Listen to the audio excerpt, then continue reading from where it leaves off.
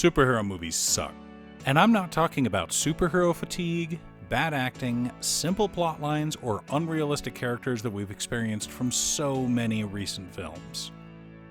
I'm saying that superhero movies have always sucked. All the way back to the 80s. Before you race down to the comments to defend your favorite superhero film, hold off a bit. Give me a chance to explain myself. If I've convinced you, or if you enjoy the video, consider clicking that subscribe button after you're done watching. Welcome once again to Musings by Danon. If you're new here, my name is Danon. Most of the videos on this channel are about anime and manga, so how does that qualify me to talk about superhero films? Well, being an anime fan doesn't. However, I got into X-Men when Jim Lee was the artist and Chris Claremont had righted the ship and made them into the best comic book series in the world at the time. I read Nightfall as it came out. I read the Infinity Gauntlet series back in the early 90s. My first experience with Spider-Man was when Todd McFarlane was penning it. I grew up on the 90s X-Men cartoon, Batman the Animated Series, Superman the Animated Series, the Justice League, and Teen Titans. I also have a degree in English literature, so I spent a lot of time studying story structure, character, and genre. So when I say that superhero movies suck, I'm not saying it from the point of view of some angry fanboy. I'm saying it from someone who grew up loving these characters, loving their stories, and wanting someone to finally do right by them. Which brings me to the MCU. Picture this. It's 2008 and you go to the theater to see the new Iron Man film. You never cared about Iron Man as much, but your wife grew up with him in the rest of the Avengers. Superhero movies were on the upswing despite the X-Men franchise being run into the ground, Fantastic Four being a joke, Superman Returns being legitimately awful, just one failure after another. You reluctantly decide to go watch, but you don't get your hopes up. After all, the last decent superhero movie you saw was Batman Begins, and that was 3 years ago. You were expecting to be entertained, but not to have the entire world shift after watching the movie. And yet, that's what happened. The world changed after Iron Man came out.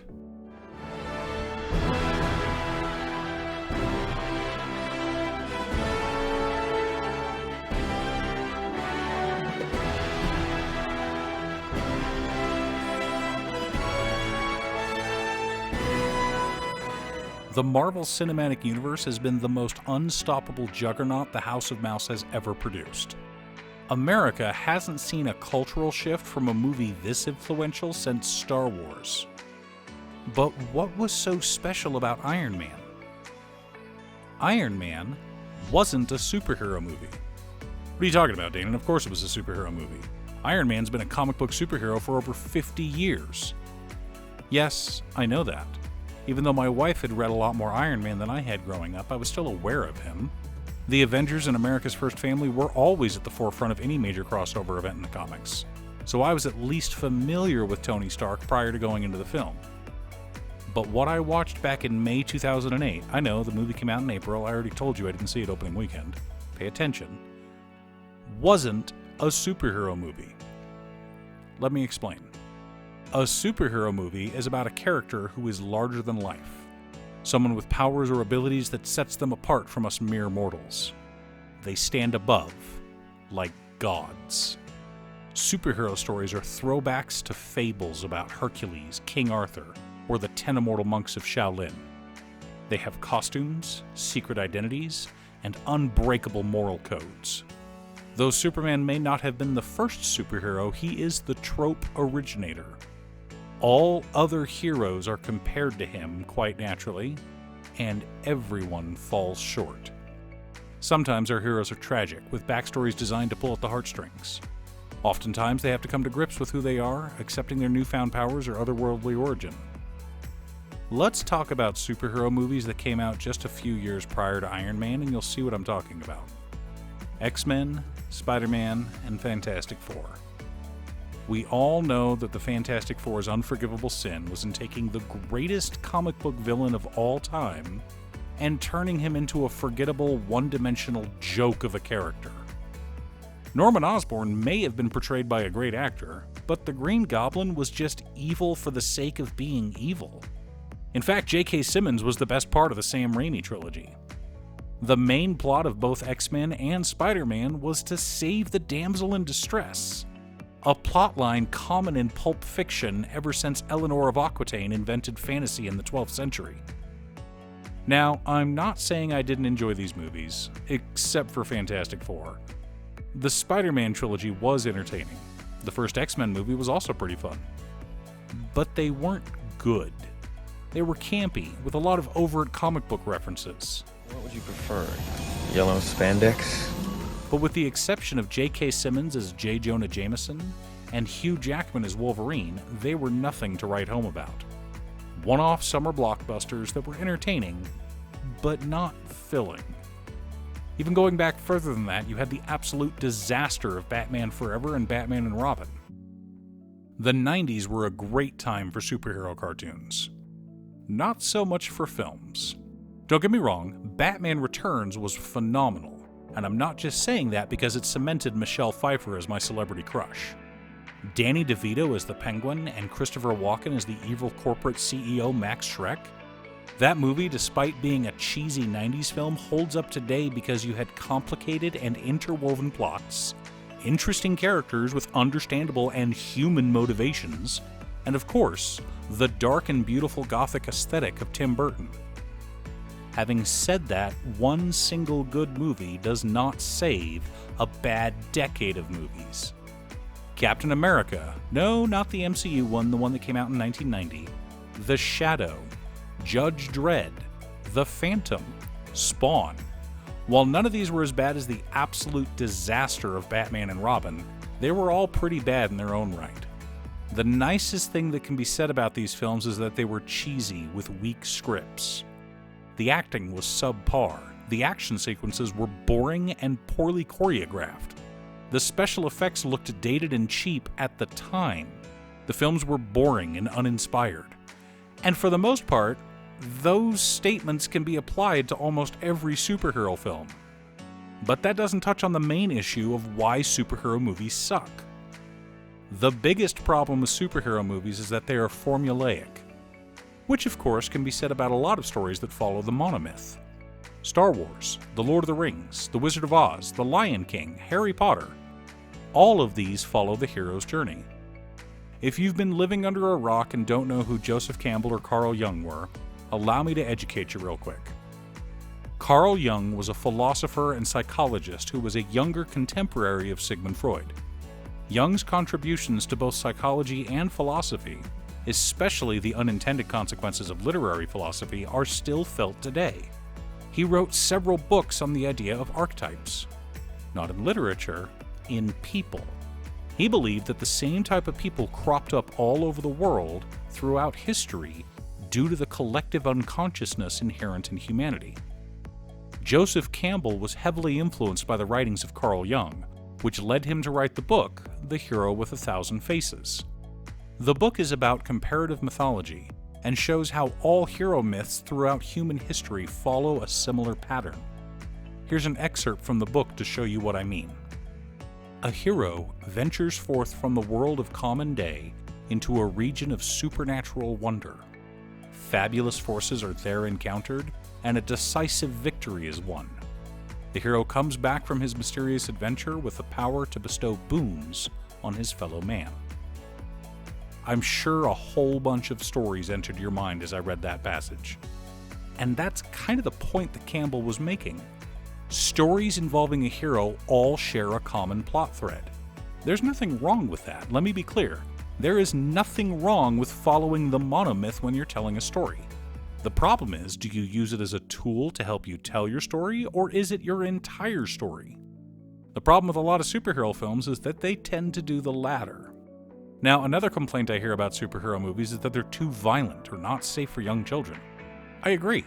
Small children shouldn't go see PG-13 films. But this is a complaint made by the ignorant masses who have never read a comic book. For the most part, superhero comic books, the very same stories that superhero movies are based on, are PG-13. Obviously, I'm referring to Marvel and DC here. Dark Horse and Image are usually rated R. I would not let my teenage children read Saga.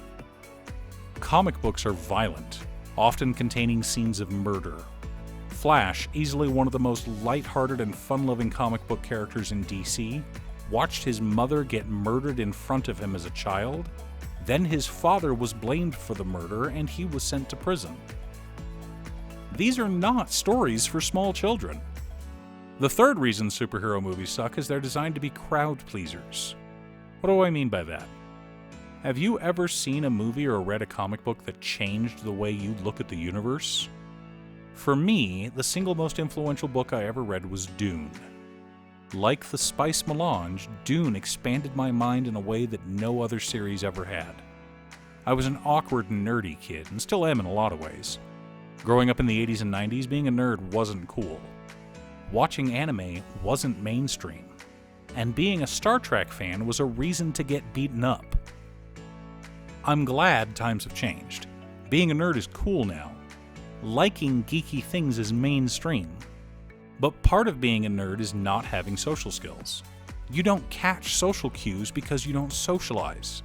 Unless your parents throw you out for a day and you were forced to. Then all you could do was hope that some of the cool kids in the neighborhood wanted to hang out together. Maybe play a few games of bike tag or street hockey.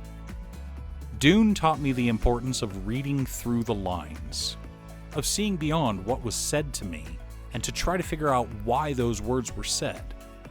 Because of the conversation between the Reverend Mother and Jessica, I started analyzing my own interactions with my peers, and the interactions happening all around me. It was like the sleeper had awakened.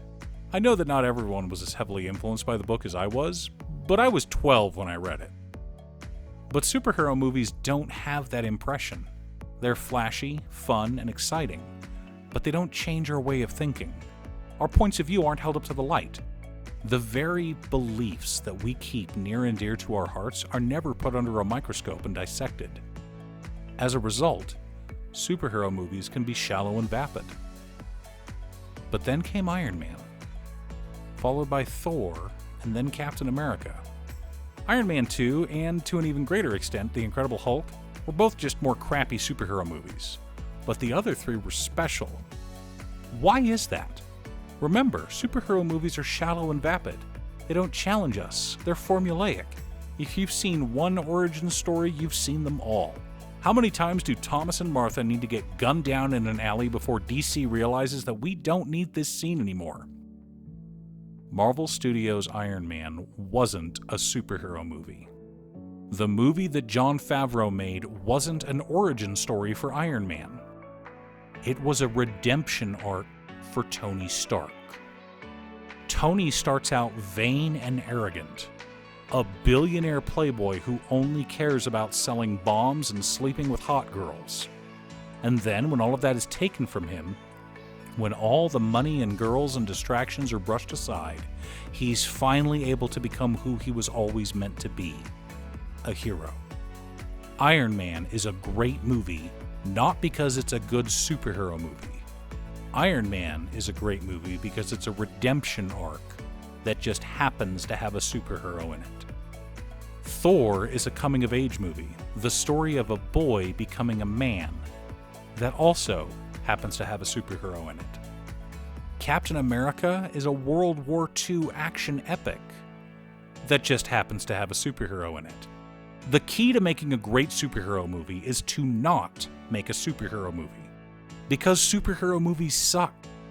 But the story of a ragtag bunch of misfits being forced together through circumstances outside of their control and having to work together to accomplish a goal? Am I talking about the Avengers? Guardians of the Galaxy? Or Kelly's Heroes?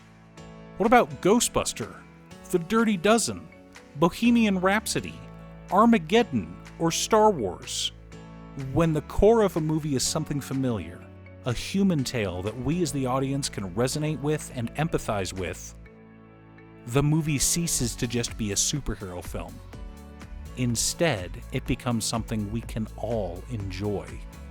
We see this over and over again. The Eternals, they tried to make a superhero movie and it was awful. Thor: The Dark World was yet another superhero movie, and until The Eternals came out, we considered it the worst movie in the MCU.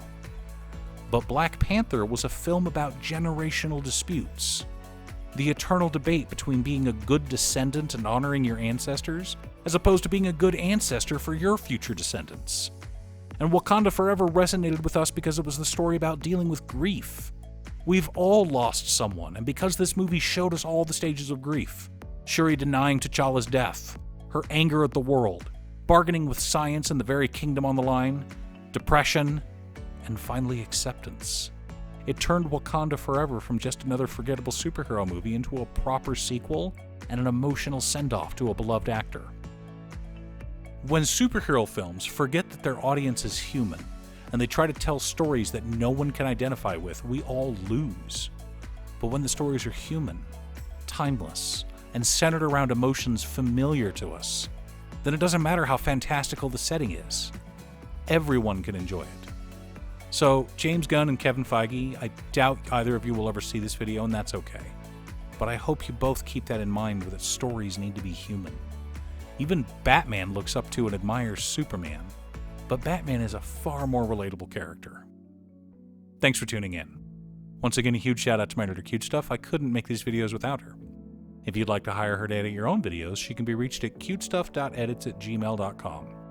Link is down below. If you're looking for ways to support the channel directly, you can head on over to patreon.com/Danon. There are several tiers to choose from. You can pick an anime or manga for me to do a video about, or you can join our monthly manga club. I also wanted to give a quick shout out to all of my patrons: Waffles, Jiraiya, Danny, Muffins, Marcus, Squishy, Brett, Ignis, Roxy, Josh, Sean, Pob Zombie, Mark, Alex, Daniel, Steve, Kevin, Alex, and Cookie. You guys are awesome. I post anime or manga videos often, or you can click here to watch additional videos. Now, if you're looking for Commander content, I split my channel last year, so all new Commander videos are over on my other channel, Commander by Danon. Again, thanks for watching, and I'll see you all again next time on Musings by Danon.